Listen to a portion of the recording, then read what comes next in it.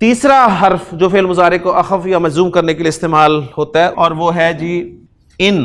یہ ان جو ہے یہ اگر کے معنی میں استعمال ہوتا ہے، اف لفظ سے جان سکتے ہیں. یہ ان جو ہے شرط کے لیے استعمال ہوتا ہے، لہٰذا اس کو ان شرطیہ کہا جاتا ہے. شرط کا لفظ ذہن میں آتے ہی آپ کے سامنے عربی زبان میں جملہ شرطیہ آ جانا چاہیے جی، کہ اگر تو جائے گا تو میں جاؤں گا. یہ آپ کا جملہ شرطیہ، اس میں شرط بیان کی گئی ہے. تو اس جملہ شرطیہ کے اصل میں دو پارٹس ہیں جی.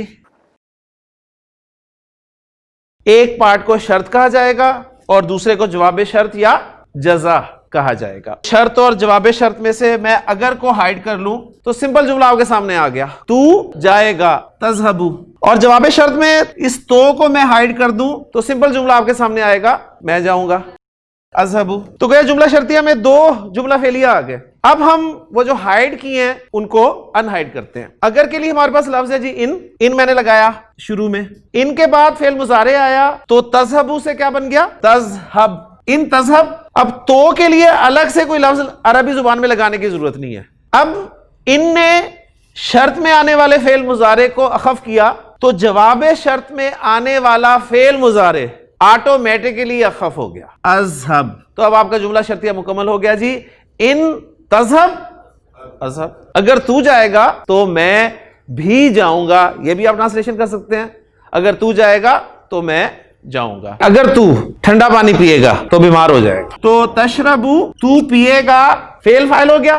کیا پیے گا؟ پانی. الماء پانی مفعول ہے اور پانی کی صفت آ رہی ہے ٹھنڈا. الباردہ تو پیے گا ٹھنڈا پانی.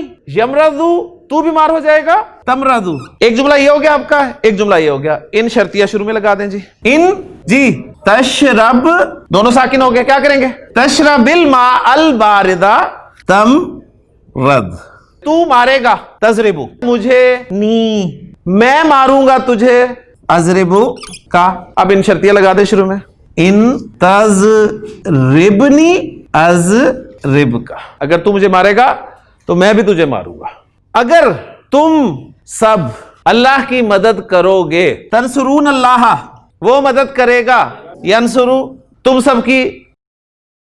شروع میں لگائیں ان شرطیہ تو تنصرونا کا نون ڈراپ ہو گیا جی اور ایک الف لکھنے میں آ گیا جی. ان تنصر اللہ ینصرکم وہ تمہاری مدد کرے.